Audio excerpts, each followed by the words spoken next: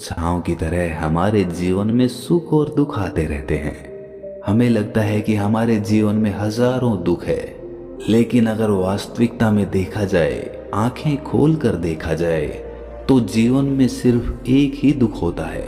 और वो दुख क्या है? इस बोध कहानी के माध्यम से हम समझ जाएंगे कि वो एकमात्र दुख क्या है और उसका समाधान क्या है। तो अपने दुख का निवारण करने के लिए इस कहानी को आखिर तक जरूर सुने। इससे पहले कि आप इस कहानी में खो जाएं, इस चैनल को सब्सक्राइब जरूर कर लें। तो चलिए कहानी शुरू करते हैं। एक गांव में सबल नाम का एक आदमी रहता था। वो अपने जीवन से बहुत निराश था। उसकी निराशा का कारण ये था कि वो अभी तक कुछ भी नहीं करता था। उसके घर वाले उसे दूसरों का उदाहरण देकर ताने मारते थे और कहते थे कि वो सब तो कामयाब हो गए और तू यहीं का यहीं रह गया। जब भी वो कहीं बाहर जाता तो लोग उससे पूछते कि तुम क्या कर रहे हो भाई, और उसे ये कहने में बहुत शर्म महसूस होती कि वो अभी कुछ नहीं कर रहा, कुछ करने की कोशिश कर रहा है। धीरे धीरे उसने लोगों से मुंह छिपाना शुरू कर दिया। उसका दुख इतना बड़ा था कि उसको लगता था कि वो धरती पर एक बोझ है और उसके बस में कुछ भी करना नहीं है, वो कुछ कर ही नहीं सकता। तो वो जी कर क्या करेगा? उसे मर जाना चाहिए। वो अकेले में बैठकर रोता और भगवान को दोष देता। एक दिन उसने नगर में एक गुरु को देखा जो दुख के ऊपर अपना प्रवचन दे रहे थे। गुरु कह रहे थे कि दुख एक गुरु की तरह होता है जो आपको जीवन के बारे में समझाता है और आपको सही से जीने का तरीका बताता है। आप चाहें तो दुख रूपी गुरु से अपना जीवन सीख सकते हैं या दुख में डूबकर बैठे बैठे रो सकते हैं। सबल भी ये बातें सुन रहा था। जब उपदेश खत्म हुआ तो उसने गुरु से कहा, दुख कुछ सिखाकर नहीं जाता बल्कि पीड़ा देकर जाता है। दुख की पीड़ा अनंत होती है। ऐसा लगता है कि इसके बाद कुछ नहीं मिलने वाला, कुछ नहीं होने वाला।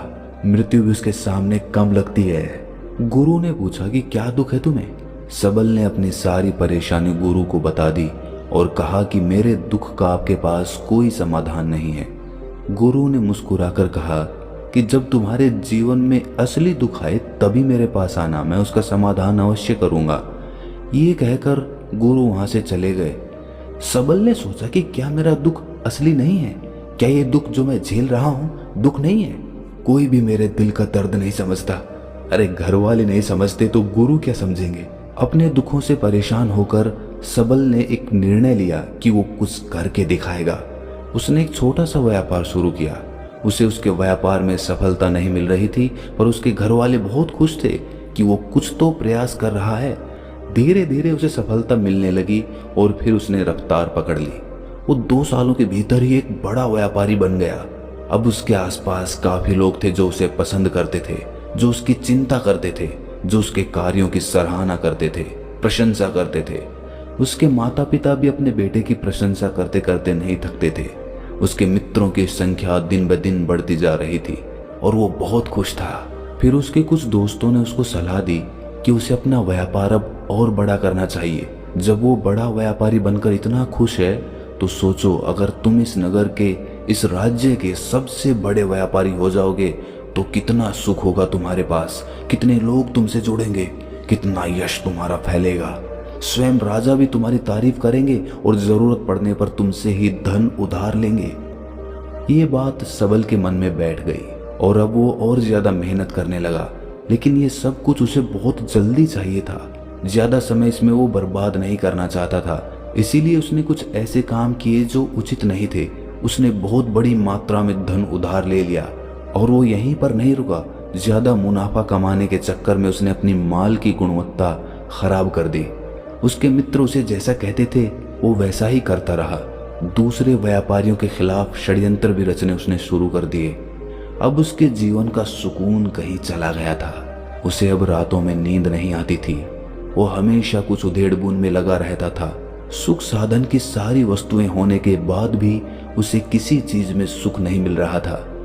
एक दिन सबल अपने रथ में बैठकर एक मार्ग से जा रहा था। रास्ते में उसने उसी गुरु का आश्रम देखा।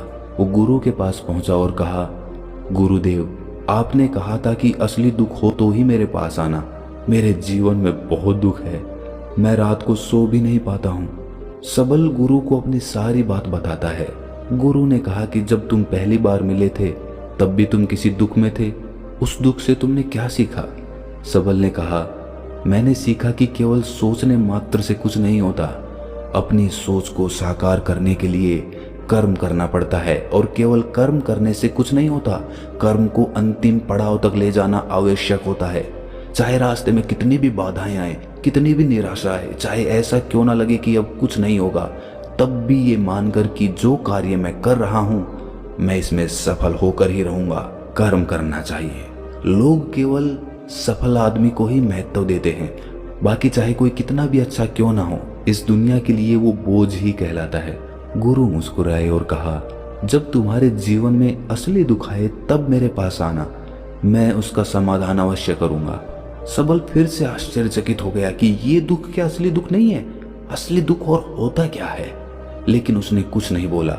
सबल ने गुरु को एक घड़ा भेंट किया जो सोने के सिक्कों से भरा था। घड़े को देखकर गुरु ने कहा कि इस घड़े को वहां उस पेड़ के नीचे गड्ढा खोद कर दबा दो, ये मेरे किसी काम का नहीं है। सबल ने ऐसा ही किया और वो वहां से चला गया। धीरे धीरे सबल को व्यापार में घाटा होने लगा। उसकी धन संपदा धीरे धीरे घटने लगी और एक ऐसा समय आया जब उसके ऊपर बहुत कर्जा हो गया था। लेकिन वो निश्चिंत था, क्योंकि कर्जा उसके मित्रों द्वारा ही उसे दिया गया था। वो सोचता था कि उसके मित्र उसके बुरे समय में।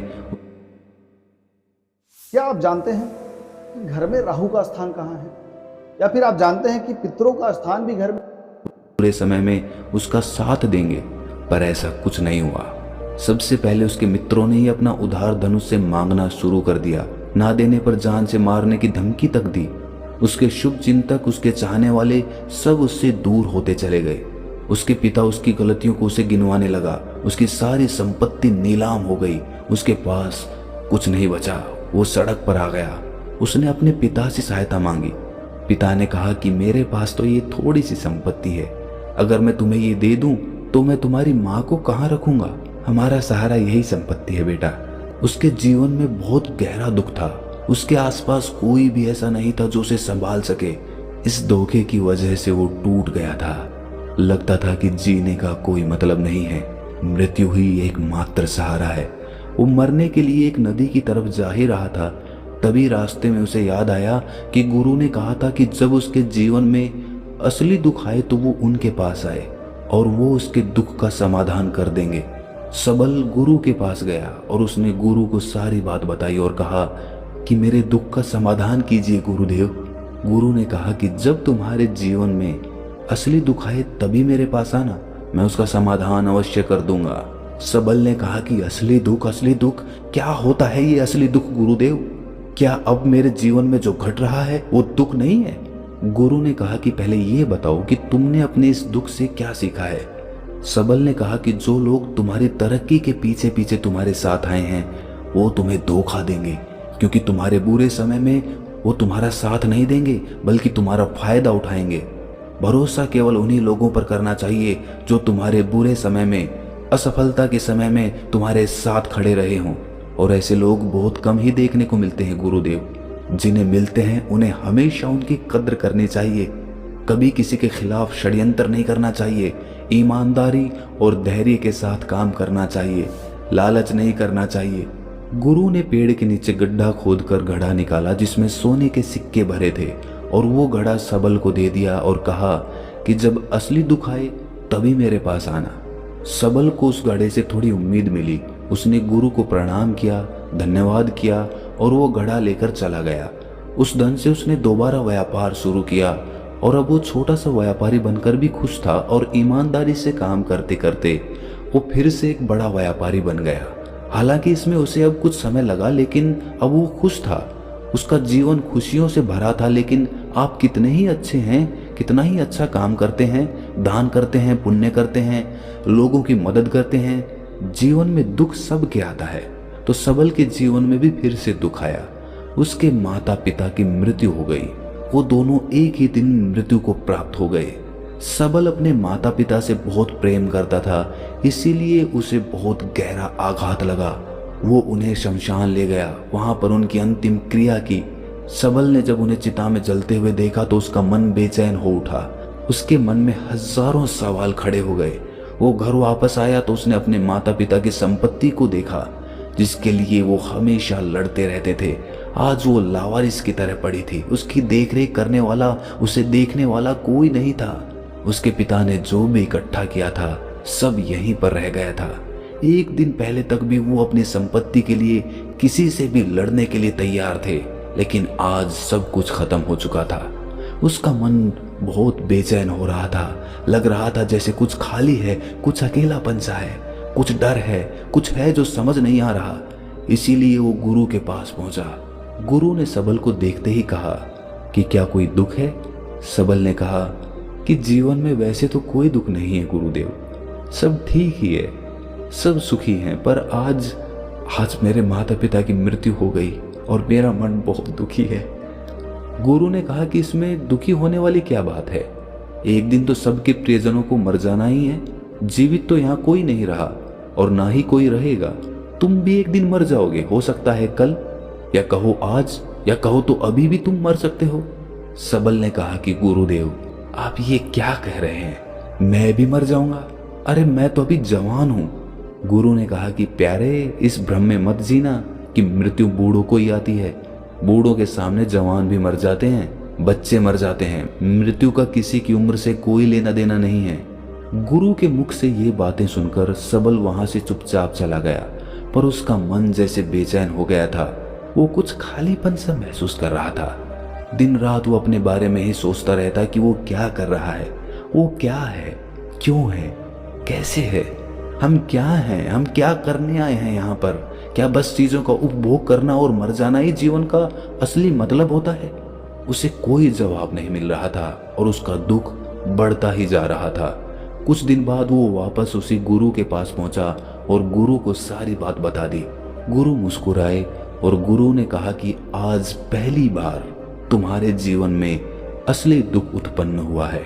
वास्तव में यही है जो दुख कहलाने लायक है कि हमें पता ही नहीं है कि हम क्या कर रहे हैं, क्यों हैं, कैसे हैं, कौन हैं हम और हमें क्या करना है।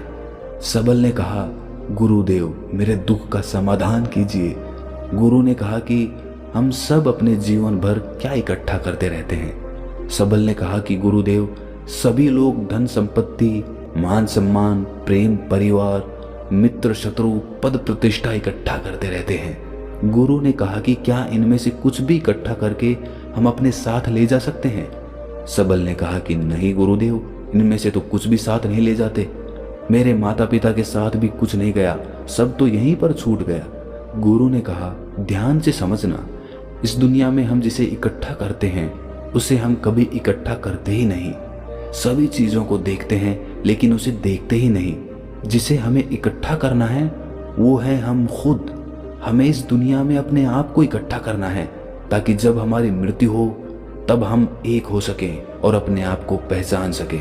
हम बटे हुए हैं प्रेम में, नफरत में, क्रोध में, क्रूरता में, धन में, संपत्ति में, पद में, प्रतिष्ठा में, सम्मान में, पहचान में, धर्म में, जाति में, दूसरों को लूटने में और अपने आप को लुटाने में, और ऐसे ही हजारों लाखों वासनाओं में हम बटे पड़े हैं। हम टुकड़ों में जीवन जी रहे हैं। हमारी चेतना कभी भी एक नहीं हो पाती। हमारी ऊर्जा शक्ति बिखर गई है। इसीलिए हमारे पास इतना भी समय नहीं है या इतनी भी शक्ति नहीं है कि हम मुड़कर अपनी ओर देख सकें। वास्तव में लोग जिंदगी भर जिन्हें दुख दुख कहकर चिल्लाते रहते हैं और उनका समाधान खोजते रहते हैं, उन्हें उनका समाधान कभी मिलेगा ही नहीं, क्योंकि जिन्हें वो दुख कहते हैं वो दुख है ही नहीं। इसीलिए यहाँ किसी को कभी उनके दुख का समाधान नहीं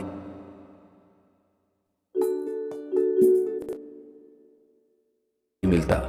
वो बस एक परिस्थिति से छूटकर दूसरी परिस्थिति में फंस जाते हैं। जैसे वो पहली समस्या में रो पड़ते थे वैसे ही वो दूसरी समस्या में रो पड़ते हैं। हमेशा ही एक समाधान नजर आता है, वो है मृत्यु, पर वो भी कोई समाधान नहीं है।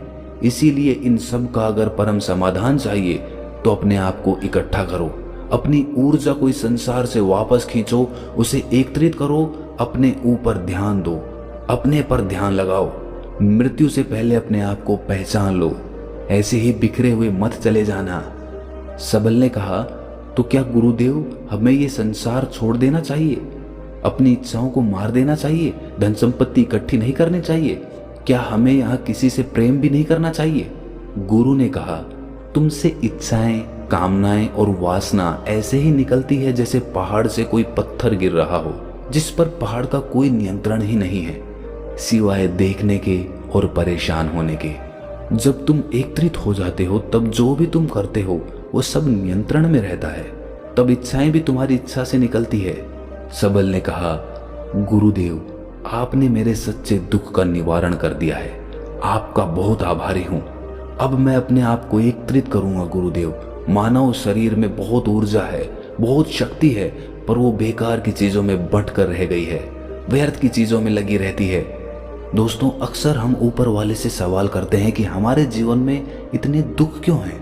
हम सभी के मन में ये सवाल उठता है और इसका जवाब है कि वो परमात्मा हमें उस परम दुख तक ले जाना चाहता है, उस सबसे बड़े दुख तक ले जाना चाहता है, जहां पर हमें पता चल सके कि इंसानी आत्मा का असली दुख क्या है। और वो दुख है अपने आप को ना पहचान पाना, अपनी शक्तियों को ना पहचान पाना, अपने आप को इकट्ठा ना कर पाना, अपने आप पे नियंत्रण ना कर पाना। हमारे जीवन में यही दुख होता है, लेकिन इस दुख को ना देखकर हम सभी प्रकार के दुख देखते हैं, लेकिन इस दुख पर हमारा कभी ध्यान ही नहीं जाता। और वास्तव में होना ये चाहिए कि जब हमारे जीवन में दुख आते हैं तो हमारी सोच वहां पर जानी चाहिए कि मैं क्यों हूं, मैं क्या हूं। और जब ये एकमात्र दुख आपके जीवन में आपको नजर आता है, तब आप ध्यान की तरफ बढ़ते हैं, तब आप अपने आप को खोजने की तरफ चलते हैं। तो दोस्तों, कैसी लगी आपको ये कहानी कमेंट सेक्शन में जरूर बताना, और अच्छी लगी तो इस चैनल को सब्सक्राइब करना ना भूलें। तो मिलते हैं अगली कहानी में, तब तक के लिए अपना ख्याल रखें।